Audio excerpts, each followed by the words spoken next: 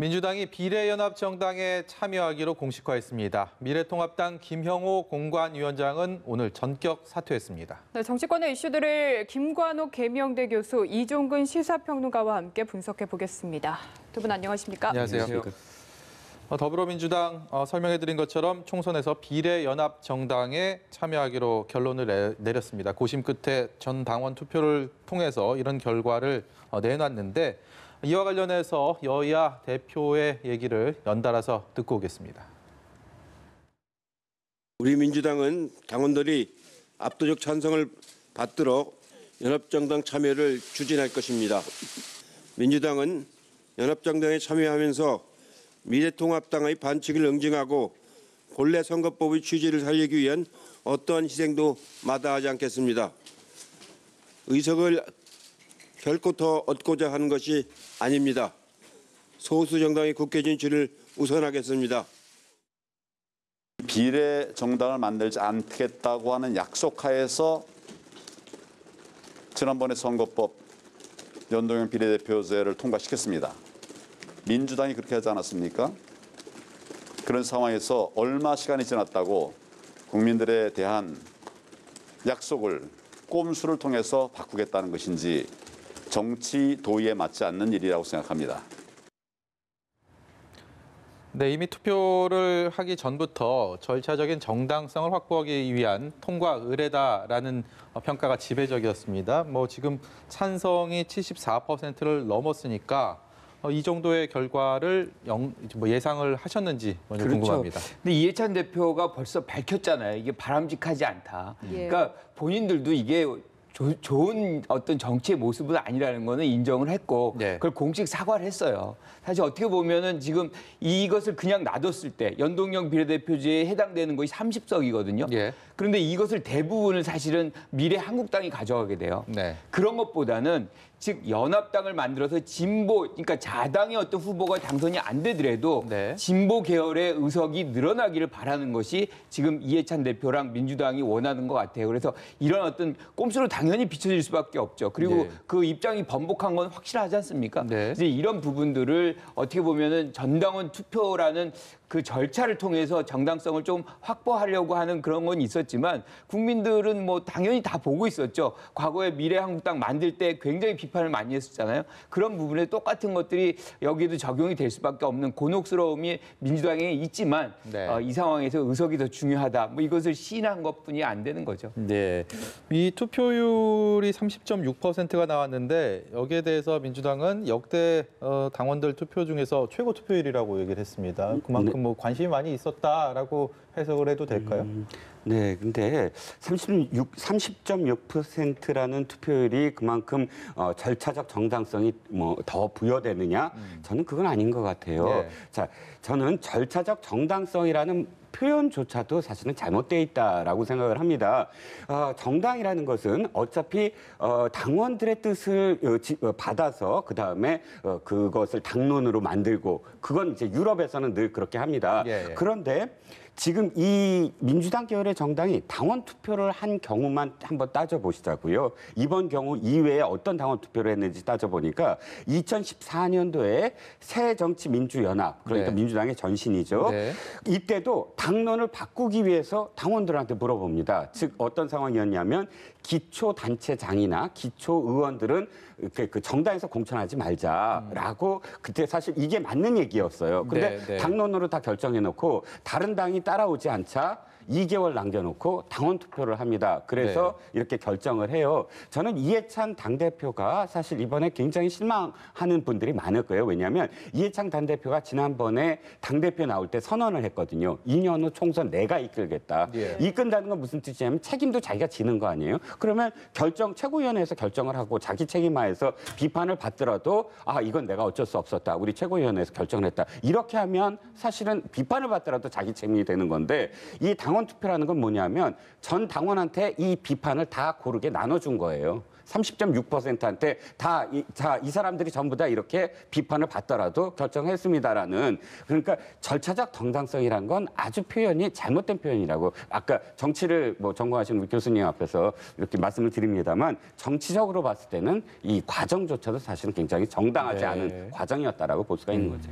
어쨌든 민주당 입장에서는 뭔가 이런 비판을 받아가면서까지 합류를 결정을 했으니까 좋은 결과를 내야 할 것 같은데 지금 당장 시간도 후보 등록 마감일까지 2주 정도고요. 뭐 민생당이나 정의당 같은 경우에는 여전히 비판적인 입장이라. 그렇죠. 연합당에 이제 참여할 것이 결정이 지금 안 되고 있는 상황이잖아요. 그러니까 이들을 어떻게 견인해내서 범진보 진영의 연합 비례정당 이거를 이끌어내느냐. 그리고 그 후보군들을 어떻게 해서 진영을 짜야 되느냐. 이것도 사실 시간이 많지가 않거든요. 네. 그러니까 지금 이렇게 당을 만들어 놓고 그 부분에서 상당히 국민들에게 설득력이 있을 수 있는 그런 인사들을 또 배치해야 되는데 그것이 실질적으로 이렇게 다른 당과 협의 속에서 짧은 시간 동안에 이게 가능하냐. 그리고 또 더 딜레마가 하나 있어요. 이거는 과거에 이제 자유한국당이죠. 지금 미래통합당인데 미래통합당이 해서 국민들한테 많이 비판을 받았던 것 중에 하나입니다. 의원 꺼주기죠. 이걸 해야만 이제 순서가 쭉 올라오거든요. 올라오죠. 이제 그 장면을 또 한다 그러면 국민들이 이건 보이는 거거든요. 더 비판을 가할 수밖에 없는데 그러려면 매는 빨리 맞는 게 좋죠. 하려면. 그러니까 빨리 이것도 해야 되는데 여러 가지 할 일들이 남아 있다. 뭐 이렇게 보여지네요. 그야말로 범여권에서는 이제 산 넘어 산의 상황을 맞게 됐는데 이게 이런 구도가 현실화가 되니까 이제 야당 심판 대 정권 심판이라는 이번 총선의 프레임이 더 공고해질 것 같고 그리고 뭐 촛불 대 반촛불 뭐 이런 식의 진영 논리 대결이 굉장히 심화될 거다라는 분석들이 많이 있습니다. 어떻게 보십니까? 네, 어차피 이번 선거는 그 직전까지 그러니까 이제 총선 직전까지의 정치 행태를 어떻게 국민들한테 사실은 그 심판을 받느냐에 대한 문제 아니겠습니까? 그런데 사실 안타까운 건 있어요. 이 선거 때마다 정치적인 의제가 하나씩은 있었거든요. 이를테면 20대 총선을 되돌아보면 20대 총선은 분권이라는 의제가 있었습니다. 그래서 양당 정치가 문제가 있다. 그래서 이것을 그 권력을 이렇게 나눠야 되고 또 다원된 사회에 있어서 이렇게 다당제가 중요하다. 이런 식의 어떤 정치적 의제가 있었는데 앵커 말씀하셨듯이 이번 선거는 정치적 의제가 하나도 없고 또 중간이 없어요. 그러니까 회색도 여러 가지 스펙트럼이 있거든요. 그러니까 뭐 까만색이냐 흰색이냐만 중요한 게 아닌데 지금은 국민들에게 까만색이냐 흰색이냐, 당신은 누구 편이냐, 이거를 지금 강요받는 선거가 돼버렸어요. 어떠한 것도 뭐 다원화된 것, 이런 것들을 생각할 겨를 없는 것, 이거는 뭐 여러 가지 책임이 있겠지만 저는 현 집권 여당의 책임도 좀 있다. 그러니까 이 끌어안기, 상대편을 많이 끌어안고 또 이렇게 배려하고 이런 정치가 아니라 네 편, 내 편을 가르는 그런 정치가 사실 집권 여당으로부터 보여왔다는 건 참 안타까운 부분이라고 할 수가 있죠. 저는 조금 다른 부분이 있는데 이게 사실 준연동형 비례대표제를 하자는 거는 비례성, 대표성을 실질적으로 국민이 준 표만큼 이제 해서 결과적으로는 다당제, 즉 정책이라든가 이념이라든가 이런 거 스펙트럼을 넓게 갖고 그래서 국민들이 좀 다양한 색깔의 어떤 정당들을 선택할 수 있는 그런 기회를 주자. 이게 사실은 이 취지인데 시작은 사실은 미래한국당에서 간 거예요. 왜냐하면 이것을 이제 무색해하는 이 비례 위성 정당을 만들어낸 거죠. 그러니까 결과적으로 이제 민주당도 따라했기 때문에 이것에서 책임은 같이 공이 져야 되는 건데 저는 가장 안타까운 거는 이 비례 몫으로 와 있는 30석을 사실은 이 안에서도 양당제 구도로 이제 선거가 치러질 수밖에 없다는 거예요. 그러니까 20대 국회에서 그나마 다당제 모습이 나왔는데 이제는 오히려 비례 영역까지도 양당제 모습으로 갈 수밖에 없는 이 퇴행이 안타깝다는 거죠. 네, 민주당 7차 경선 결과도 짚어보고 싶은데요. 서울 강서갑 지역구 현역인 금태섭 의원이 탈락한 게 가장 많은 주목을 받았습니다. 사실 그동안 뭐 당의 쓴소리를 많이 해오기도 했고 강서갑 같은 경우에는 후보자 공모가 끝났는데 추가 공모를 받으면서 논란이 좀 있었거든요. 이번 결과 어떻게 보셨습니까? 일단 결과적으로 봤을 때 당원만이 아니라 시민투표까지도 금태섭 의원한테 불리하게 간 것 같아요. 결과만 놓고 봤을 때 지역구 활동을 제대로 했느냐라는 어떤 물음은 있을 수 있습니다. 그런데 그걸 떠나서 전체적으로 봤을 때 민주당 전체 그러니까 전략공천이나 혹은 경선의 어떤 결과를 봤을 때는 자, 전략공천에서 많은 비주류라고 할 수 있는 의원들이 탈락한 점이 보여요. 즉 민주당 계열은 언제나 사실 주류와 비주류의 사실 갈등이 좀 있어요. 공천 때마다. 그래서 분당도 많이 일어나고 했습니다. 그런데 이번 선거만큼 사실 목소리가 비주류 목소리가 안 들리는 선거도 없고 또 왜 그러냐면 비주류의 가장 대표적인 분들이 지금 내각에 다 가 있어요. 예. 이를테면 박영선 장관 굉장히 옛날부터 비주류였고 비문이었어요. 실제로 또 지금 법무부 장관으로 간 추미애 장관은 사실은 주류는 아니에요. 물론 주류의 이 도움을 받아서 대표는 됐지만 이런 목소리를 낼 수 있는 분들이 전부 장관에 가 있고 또 이 당내에서도 예를 들어서 비문이라고 표현되는 이종걸 의원이라든지 또 특별하게 어떤 전파 색깔이 없는 민병두 의원이라든지 이런 분들이 다 공천에서 탈락했어요. 그런데 이 안을 딱 들여다보면 비판의 목소리를 앞선 사람들, 특히 금태섭 의원이라든지 이런 분들이 지금 경선이긴 하지만 어쨌든 탈락하고 거기에 조국을 수호하겠다라고 사실 집회에 참석했던 그런 김남국 변호사 같은 분이 어쨌든 달수 공천으로 안산에 이제 됐다든지 이런 전체적인 이 상황을 봤을 때 이 총선의 어떤 이면이 당에서 쓴소리를 하거나 쓴소리를 낼 수 있는 사람들, 특히 비주류라고 할 수 있는 사람들의 어떤 그런 앞길을 막고 같은 목소리를 내는 사람들로만 구성하겠다라는 결과적으로는 그렇게 지금 비춰지는 게 아니냐 그런 생각입니다. 근데 이게 경선을 한 거잖아요. 그런데 경선을 그렇게 의도적으로 이렇게 만들었다라고 얘기를 하면 사실은 경선에 참여한 분들의 어떤 의사가 왜곡이 되는 부분이 있어서 이제 사실 이 부분은 우리가 어떻게 해석을 해야 되냐면 경선에 참여하는 거는 당내 민주당 지지자들이 대부분이에요. 그리고 아니면 이제 범진보를 지지하는 분들이 참여하는 거기 때문에 일단 분모 자체가 특정의 영역에 있는 거죠. 그런데 이제 그 부분에서 금태섭 의원 같은 경우 어떻게 비춰졌나를 우리가 볼 필요 있는 거죠. 그러니까 가장 중요한 게 이제 공수처에 대한 기권표였거든요. 그거는 어떻게 보면 실질적인 반대나 마찬가지였던 것이고 그게 또 플러스해서 조국에 대한 비판 이런 것들이 같이 맞물려 있다 그러지만 지금 여론조사에서도 거의 2배 차이 났다는 거죠. 그러니까 이런 진보 진영에서의 어떤 부분에서 전반적으로 인정을 못 받은 부분이 있다. 이거는 스스로가 본인이 또 깨달아야 되는 부분 중에 하나고 또 본인 스스로의 책임이 자신에게 있다 얘기를 했죠. 언젠가는 그 소신을 또 펼칠 수 있는 기회가 있을 수 있다고 봐요. 그래서 이 부분을 우리가 이 전반적인 모든 사람들의 의견이 아니라는 것을 일단 전제한다 그러면 이런 결과가 나올 수 있다 충분히. 경선에 대해서 저도 전제를 했습니다. 이 경선 결과에 대해서는 사실 이렇게 특별한 어떤 의미를 부여하는 게 문제는 있다. 그러나 경선도 사실 이번에 좀 들여다보면 7만 명의 권리당원들, 신문으로 이렇게 표현되는 7만 명의 권리당원들이 각 지역마다 엄청나게 많은 영향력이 있었다는 것. 그러니까 20대 총선 이후에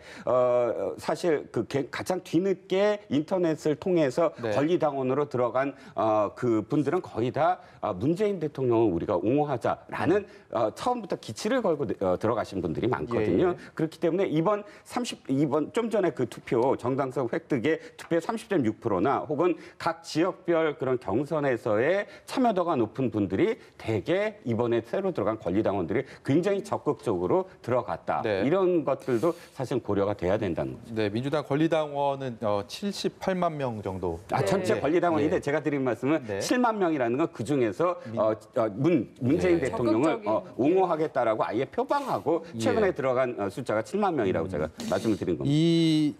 일단은 결과적으로는요. 민주당 지지층에서는 미운털을 빼긴 뺐습니다. 근데 이제 그러면 이 강서갑에서 누가 당선되는지에 대한 부분들은 또 강서갑의 유권자들의 어떤 마음이 어디로 향할지를 보는 건데 결국은 중도층의 민심 이반이 일어날지 이게 계기가 될지가 더 큰 관심 아니겠습니까? 이게 이제 지금 후보자가 된 강선우 후보자의 과제가 될 수밖에 없어요. 그러니까 중도층에 어떻게 이제 공략을 하느냐, 어떻게 이제 설득을 했느냐는 문제인데 저는 그거야말로 후보자의 역량이 달려 있다. 그리고 이 당의 어떤 정책 같은 것들이 같이 시너지가 효과가 나와야 되고 제가 이제 방송에서 몇 차례 같이 이제 강선우 후보자하고 했는데 굉장히 전문가예요. 그러니까 교육 전문가고 사실상 굉장히 역량이 있는 분입니다. 그래서 이런 역량을 바탕으로 해서 좀 더 공격적인 선거 운동을 하고 뭐 이렇다 그러면 저는 그 부분에서 뭐 유권자들이 평가할 수 있다. 그런 기회를 받을 수 있는 충분한 역량이 있다. 이렇게 생각합니다. 전체 판세는 어떻습니까? 강서갑이 아닌 전체 민주당과 미래통합당으로 대표되는 1, 2당의 이번 뭐 힘겨루기가 어디까지 여파가 좀 미칠지도 그러니까 관심 갑자기 이제 아니겠습니까? 강서갑에서 전체로 그렇죠. 왔는데 최근에 이제 어떤 언론사에서 저한테 이제 그 설문을 와서 생각을 해본 적이 있어요.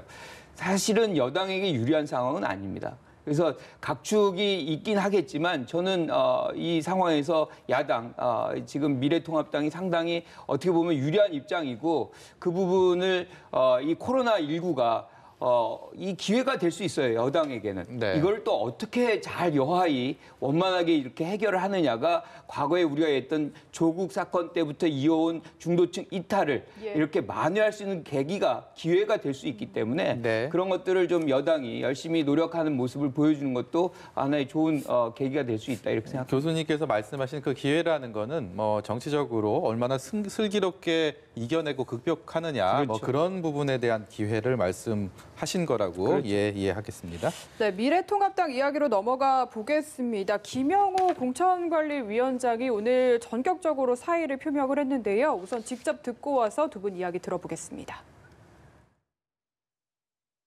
우선 추천 지역으로 정해졌던 강남병의 김미균 후보에 대해서 추천을 철회합니다. 또한 이 모든 사태의 책임을 지고 저는 오늘부로 공관위원장직을 사직키로 했습니다. 네, 일단 김영호 위원장은 강남병 공천에 대한 이야기를 거론을 했는데 뭐 최근 며칠간 최고위와도 약간의 갈등이 있었고 여러 논란들이 있지 않았습니까? 사천 논란도 있었고요. 네. 좀 이 뒷배경, 사퇴를 결정한 뒷배경들을 두고도 이야기가 많은 것 같습니다. 어떻게 보십니까? 네. 자, 낙타가 그 사막을 지날 때 낙타의 다리가 꺾이면 주인은 이렇게 생각합니다. 마지막 한 집만 안 실었으면 그냥 갔을 거라고. 근데 사실은 엄청나게 많은 짐들이 쌓였기 때문에 낙타 다리가 꺾인 거거든요. 네. 즉 김미균 후보에 대한 공천 때문에 김영호 위원장이 사퇴를 했다라고 완전히 등가를 하기에는 그간의 논란이 굉장히 많았어요. 특히나 이제 사상 처음으로 공천위에서 공관위에서 공천 명단을 건넸는데 최고위에서 거부했다고 해서 그것을 받아들인 공천도 없어요. 그러니까 늘 그대로 갔고 왜냐하면 3분의 2의 공천위원들이 3분의 2만 그대로 그 안을 받아들이면 최고위에서도 더 이상 반대를 못 하거든요. 네. 그랬던 예가 지난 20대에도 마찬가지였고 그 이전에도 어쨌든 공천위 명단 거의 그대로 갔습니다. 그러니까 그 다시 되돌려 본 적이 없어요. 그런데 그런 와중에서도 어쨌든 김영호 위원장은 그걸 받아들였어요. 그래서 물론 6명 최고위에서는 6명을 다시 제고해달라고 했는데 그중에서 2명만 제고를 했죠. 두 지역만 제고를 했는데 그런 상황까지 사실은 관리를 해왔는데 그럼에도 불구하고 마지막 한 순간을 못 넘겼죠. 강남병 김미균 후보에 대한 공천 논란. 문제는 그만큼 이 급박하게 돌아갔어요. 제가 보기에는 이 당이 자기가 사퇴하지 않으면 논란이 더 커질 수 있다라는 것도 있을 테고 두 번째는 그러나 이미 공관위원장의 역할은 다 끝난 시점이거든요. 여기서 공관위원장이 더 내가 직을 한다고 해서 더 할 수 있는 건 없는 상태. 그다음에 마지막으로 김종인 선대위원장 논란이 있어요. 네. 김종인 선대위원장을 이제 이렇게 추천을 했는데 몇 가지 조건을 다는 상태잖아요. 그리고 공천이 잘못됐다. 그걸 몇 부분을 두 사람을 뭐 달리해라. 이런 논란에서 자기가 계속 있으면 사실은 자기가 무엇인가 뭐 어떤 역할을 해야 되는데 차라리 여기서 물러나는 것이 김종인 선대위원장의 논란 그러니까 김종인 선대위원장이 올 수 있게 만들 수 있는 차라리 그런 어떤 해법이 아니겠느냐 뭐 여러 가지 의미로 이번 그 사퇴의 어떤 그 수를 쓴 것 같습니다. 근데 김영호 위원장은 굉장히 명예를 중시하시는 분이에요. 그러니까 국회의장을 했고 이번에도 사실은 이런 공관위원장으로 오게 된 배경이 이 보수당을 한번 재건해 보겠다. 뭐 이런 부분에서 합의하에 정권을 이제 받는 걸로 해가지고 왔는데 사실 정권 행사를 해왔죠. 상당 부분 이제 본인 주도로 이렇게 공천을 해왔는데 막판에 이렇게 황 대표가 네. 얘기한 것과는 달리 6곳에서 제의를 요청한다는 것 자체가 사실 굉장히 괴로웠을 거란 말이에요. 네. 이런 장면에서 뭐 지금 얘기하는 뭐 이 김종인 위원장의 얘기까지 뭐 겹치고 있는데 직접적인 거는 저는 뭐 이 김미균 후보 얘기라고 봐요. 그러니까 이 굉장히 명예가 중시되는 분한테는 이런 것들이 굉장히 자기의 명예를 굉장히 훼손할 수 있는 그런 부분이라고 판단했기 때문에 아마 이 과정 속에서 여러 가지가 섞이면서 본인이 어떤 거취를 결정한 거 아닌가 이렇게 생각을 합니다. 근데 아쉬운 거는 예. 사실은 지금 당 대표가 사실 약속하고 모신 거 아니에요? 네. 그러면 그거를 불만이 있어도 좀 아래서 압박이 와도 그걸 좀 막아주는 그런 역량을 발휘해야만 사실은 어떤 다른 추후에도 누군가도 예컨대 김종인 위원장도 마찬가지입니다. 선관위원장 되려고 한다 그러면 뭔가 이제 상당한 권한을 이제 받고 약속하고 올 거 아니에요? 예. 그런데 또다시 이런 상황이 빚어진다 그러면 대표랑 또다시 이견이 발생된다거나 뭐 이러면 이제 누가 오려고 하지 않을 거 아니에요.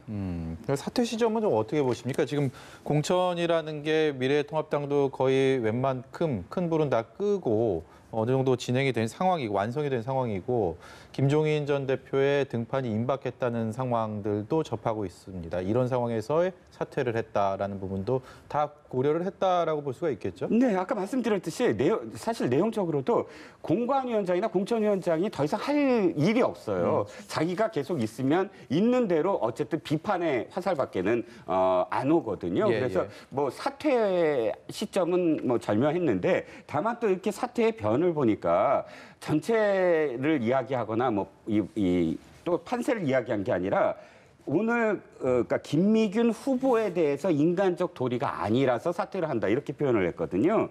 이 부분은 어떤 의미에서는 자기가 지금까지 한 그 모든 그 공천이 잘못되지 않았다라는 걸 강변하는 느낌이 있어요. 그러니까 다른 잘못 때문이 아니다. 나는 딱 이분에 대한 그런 그러니까 앞길이 창창한 그 30대 어떤 후보를 정말 고민해서 했는데 부득이하게 철회할 수밖에 없게 된 예, 상황 예. 때문에 뭐 했다라는 건 그만큼 아까 말씀하셨듯이 내 명예는 뭐 훼손 당하고 싶지 않다. 이 부분만 내가 잘못했다라고 좀 하시는 말씀 같아서 사실 그 적절히 있느냐는 건 잘 모르겠습니다. 이게 의도했던 그렇지 않았던 간에 자연스럽게 김영호 공관위원장의 바통을 이제 김종인 전 대표가 이어받으려는 이런 순간을 맞게 됐습니다. 이제 그 상황에서 과연 이게 미래통합당의 운명을 이렇게 바통 터치가 되는 이 상황이 지금 또 김종인 전 대표는 강남갑의 태영호 후보를 또 문제를 삼으면서 이른바 전제 조건을 걸고 있어요.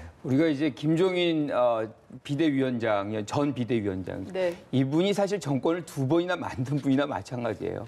이번에도 뭔가를 역할을 하고 싶고 하려고 하는 것 같은데 일단은 존재감이 있어야 돼요. 들어갈 때부터. 그래야만 선대위를 사실상 통제를 할 수가 있거든요. 강력한 리더십을 발휘하는 어떤 전제 조건으로 몇 가지를 걸고 그것을 받으면 내가 들어가겠다. 뭐 이런 것을 한 거죠. 그 중에 하나가 이제 태영호 공사 문제인데 네. 사실은 저는 뭐 그 부분에서는 김종인 위원장의 그 말에 동의를 합니다. 왜냐하면 강남 갑의 대표성이 없어요. 그래서 비례로 돌리자는 것이기 때문에 이건 잘못된 게 아니고 최홍 또 강남 을이죠. 예. 이분 같은 경우는 머큐리라고 이제 호주 그 투자 회사인데 네네. 사실상 이게 다국적 회사고 우리나라로 얘기하면 9호선이라든가 뭐 우면산 터널 뭐 이런 데 이제 투자를 하는데 요금을 막 이제 인상을 시키는 어떻게 보면 이익 중심의 어떤 회사를 이제 운영을 했던 그런 기업인이에요. 그러니까 사실상 어떻게 보면 공공의 이익과는 좀 거리가 있다. 뭐 그런 판단에서 두 분을 아마 거명을 한 것 같은데 실질적으로는 저는 이런 부분을 걸고서 통제력을 확보하고자 하는 그러니까 그 정도 줄 수 있으면 내가 한번 생각해 보겠다. 그리고 나서 진입을 하면은 전체적인 통제력을 본인이 가져가려는 그런 계산이 여기에 깔려 있겠다. 원래 이렇게 자리에 오기 전에 전제 조건들을 다 내세우고 이런 것들이 흔합니까? 어떻습니까? 아니죠. 원래 물밑에서 이미 조건들을 다 이야기하고 이제 발표하는 게 원래 수순이죠. 하지만 교수님 말씀처럼 정치적인 어떤 수는 굉장히 뛰어나신 분이잖아요. 이번 행동을 보면서 우리 떠오르는 기시감 안 떠오르세요? 지난번 4년 전에 문재인 대표에게 네. 한 번은 나 이제 이 비대위원장 안 할래 하고 그냥 집으로 돌아가 버렸. 버렸잖아요. 예. 그래서 문재인 대표가 직접 막 찾아가고 하면서 다시 비대위원장으로 오는데 그때도 비례대표 공천 문제였어요. 비례대표 순번 문제하고 문제가 당 있었죠. 중앙위하고 부딪혔잖아요. 근데 그럼으로써 어쨌든 다시 한번 자기의 권위를 세우는, 그러니까 사실 늘은 아니지만 어쨌든 이분이 하는 정치적인 어떤 수라고 지금 보여질 수가 있죠. 근데 이번에는 사실 뭐 공천도 거의 끝난 상황이고 정책 같은 면에서 이제 본인이 컨트롤할 수 있을 텐데 실질적으로 이전만큼 영향력이 있을까 하는 부분도 좀 의문이긴 하거든요. 그래요. 사실은 공천이 만약에 완전히 아무런 잡음 없이 다 끝나고 그다음에 선대위원장으로 왔다 그러면 사실 선대위원장이 할 게 없어요. 그리고 정책이라고 하더라도 아시겠지만 지금 20대 총선까지의 어떤 정책이라는 것이 당별로 큰 차이가 없었어요. 네. 복지라는 거 다 어느 당이든 복지하겠다고 했고 뭐 이런 복지나 또 다른 어떤 부분들 물론 안보라든지 이런 부분들이 좀 차이가 있겠지만 김종인 위원장의 가장 큰 장점은 경제민주화거든요. 경제 쪽이지 뭐 안보라든지 외교 이런 쪽이 아니에요. 그러다 보니까 어떤 의미에서는 정책적인 부분으로 김종인 위원장이 뭐 이렇게 승부를 건다라는 것보다는 이렇게 한번 이 공천에 대해서 자신의 어떤 권위를 내세우면서 이렇게 할 수 있다는 거 아까 교수님 말씀하셨지만 예. 이런 어떤 한번 판을 흔들 수 있다라는 것 이것이 굉장히 자신한테 지금 앞으로의 선대위원장으로서 힘이다라고 판단하셨을 수가 있죠. 김종인 전 비대위원장의 가장 큰 장점은 중도성이거든요. 예. 그러니까 박근혜 정권을 만들 때도 경제민주화라는 것으로 사실은 보수적인 부분을 다 많이 끌어와가지고 중도로 갖다 놓고 사실 중도 영역에서 이김으로 승리를 한 것이고 예. 마찬가지로 이 지난 정권에서도 민주당 정부에서도 중도성을 강화해서 영역을 넓히는 것. 이번에도 사실은 김종인 위원장이 만약에 선대위원장이 된다 그러면 그 존재만으로도 중도 영역이 사실상 확장되는 효과는 분명히 가져올 수 있어요. 그래서 그런 점을 아마 노리고 있는 것이 아닌가 이렇게 생각이 드네요. 마지막으로 격전지 좀 다뤄보려고 하는데요. 대구 수성갑을 얘기해 보려고 합니다. 이번에 원래 현역 의원은 지금 민주당의 김부겸 의원이고 옆에 수성을의 현역 의원으로 있던 미래통합당의 주호영 의원이 이번에 4선 의원이 옆 동네로 해서 또 격전지를 만들었습니다. 어떻게 전망을 하시는지. 4선 대 4선 격전지죠. 사실 이것이 굉장히 중요한 하나의 분기점이 될 수 있습니다. 여권이 TK에서 살아남을 수 있느냐 없느냐. 네. 이거는 뭐 거의 전적으로 저는 대구 시민들의 어떤 전략적 판단이 있어야 된다. 그러니까 지금 여권이건 야권이건 사실 전체적으로 봤을 때 TK 지역에 잠재적 후보가 지금 없어요. 그나마 이제 김부겸 의원이 그런 후보군에 형성돼 있습니다. 그런데 여기서 만약에 이제 승리를 못한다. 당선이 안 된다라고 얘기하면 정치생명이 굉장히 위태로운 거죠.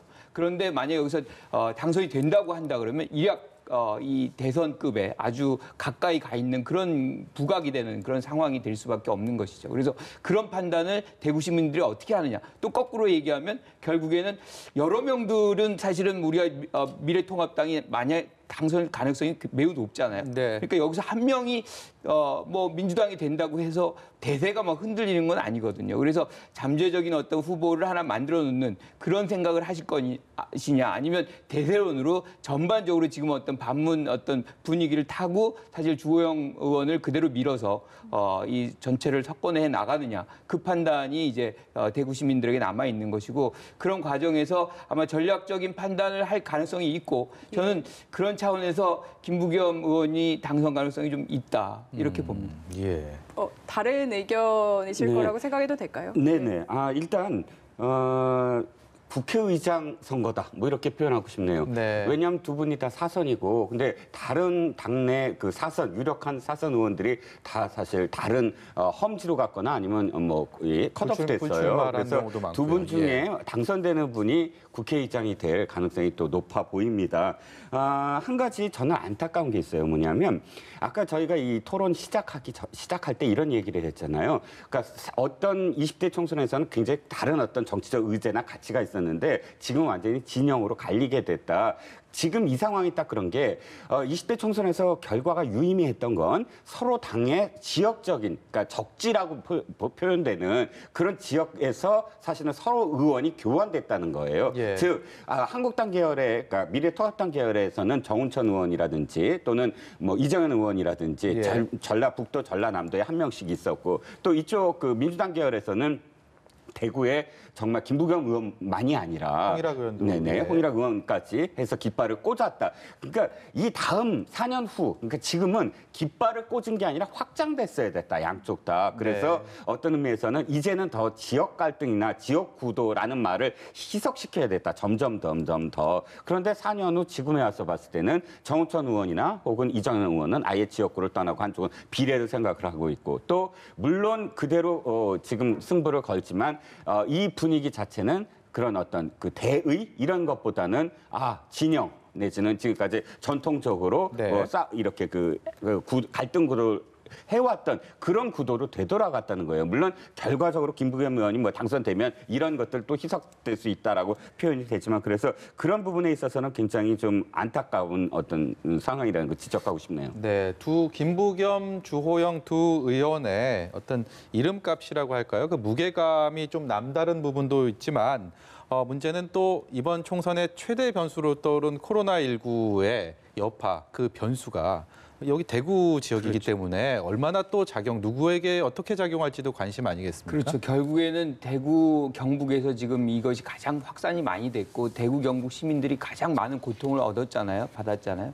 그러니까 이 장면이 김부겸 의원도 그렇고 현 정부가 얼마나 이제 열심히 해서 이 문제를 조기에 종식시키느냐, 그리고 이제 특별 재난구역을 이번에 이제 지정할 가능성이 매우 높은데 그런 과정을 통해서 그 지역의 해당 지역의 문제를 급속하게 이제 빨리 해결하는 것이 하나의 과제인 것이고, 그건 사실 정치의 문제는 아닌 것 같아요. 여야 선거랑은 떠나서 그거와 상관없이 이제 빨리 진행이 돼야 되는 부분이고, 유권자들도 그런 것보다는 미래의 어떤 정치 그런 부분들을 감안하고 투표하실 거라고 저는 생각을 합니다. 네. 그 국민의당 안철수 대표 이야기도 해보고 싶습니다. 짧게. 대구에서 자원봉사 이어가고 있는데 지금 보면은 지역구는 안 내고 비례만 낸다고 해서 사실상 통합당과의 선거 연대다라는 이야기가 있었는데 또 미래한국당 한성교 대표의 통합 제안은 거절을 했거든요. 어떤 그렇습니다. 그림을 그리고 있다고 봐야 됩니까? 제가 보기에는 미래한국당의 한성교 대표가 오버하고 있지 않나 싶어요. 좀 표현이 좀 과격했습니다만 이유는 한 가지입니다. 지금 한국당이라는 당 자체가 현역 의원이 있습니다만 그 현역 의원의 대표성을 갖고 있을까요? 한성교 대표가? 그러니까 왜냐하면 현역 의원들이 거의 다 불출마 선언을 한 의원들이거나 거의 그렇죠, 불출마 선언한 의원들입니다. 거의 다. 아니면 뭐 비례를 지금 생각하고 있는 그런 의원들인데, 실제로 이 의원들이 이 선거에 의해서 당대표를 했고 또 이 의원들이 어떤 당론을 갖고 있고 그런 정당으로서의 어떤 지금 기능을 갖고 있느냐? 아니거든요. 그러니까 우리가 보통 이야기하는 위성정당으로서 앞으로 플랫폼으로, 그러니까 미래통합당에 앞으로 합당될 의원들의 플랫폼 정당인데 거기에 순번을 높이기 위해서 간 의원들이 중심이 된 의원 그 상황에서의 대표란 말이죠. 그렇다면 이 대표로서의 어떤 전략성이 있느냐는 거예요. 스스로 그 권력이 있느냐는 거예요. 그런데 사실상 없다고 생각을 하는데 미래통합당의 당론과는 또 배치되는 이렇게 안철수 대표와의 어떤 그 회동을 제안하고 또 계속 끊임없이 프로포즈를 하고 이런 것이 과연 미래한국당 또는 미래통합당의 정말 지금 현재 흐름에서 얼만큼 도움이 되느냐, 이런 부분에서는 상당히 전략적으로는 너무 정치 행보를 자기 정치를 하고 있는 것이 아니냐라는 비판의 여지가 있다는 거죠. 뭐 출마 안 하신다는 거 아니에요? 저는 이 당이 갖는 이런 구조적인 결함 때문에 그렇다. 즉 자생 능력이 지금 없는 당이거든요. 그렇기 때문에 안철수 전 대표에게 당 오면은 당수까지 다 준다, 대표까지 다 준다. 그리고 이제 그렇게 오면은 사실 여기가 하나의 색깔이 형성이 돼요. 중도성이 강화되고 정당으로서의 모습이 형성이 되기 때문에 그런 결함을 극복하자는 차원에서 하는 거 아닌가 이런 생각을 합니다. 네, 오늘 말씀은 여기까지 듣도록 하겠습니다. 지금까지 계명대 김관옥 교수, 이종근 시사평론가였습니다. 고맙습니다. 네, 잘 들었습니다.